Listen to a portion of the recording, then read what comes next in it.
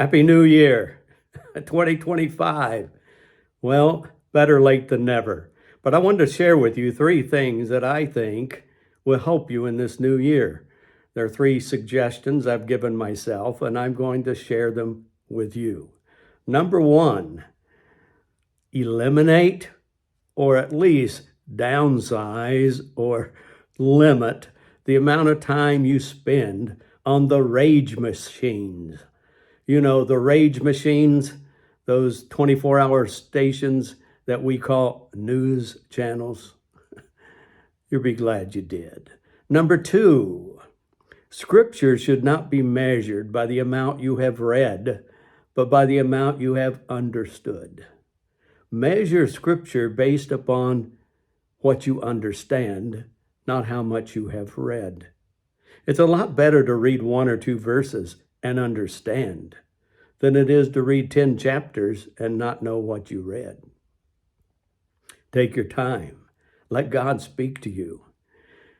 If you can remember the three characters besides Dorothy in The Wizard of Oz, when you come to a scripture, think of the Scarecrow, think of the Tin Man, and think of the lion.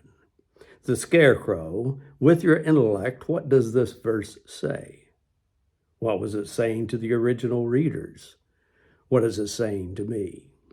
And number two, how about the Tin Man? How am I feeling about this verse? What emotions are being evoked? How do I feel? What do I think the original readers felt when they heard this? Number three, and this is a good one, the lion. What is the scripture telling me to do? Figure it out and ask God for the courage to do it. And then thirdly, let me suggest to you that this year, you don't take criticism from those who you would never seek for advice. It's just a bad thing to do. Don't do it. I'm going to hold up a piece of paper in just a second here, and I want you to tell me what you see. What do you see on this paper? Huh? What do you see? Most of you will see this little dot rather than the 99.9% of the paper that is all clear. That's the way criticism is. We can focus on one little thing when 99% of everything is good.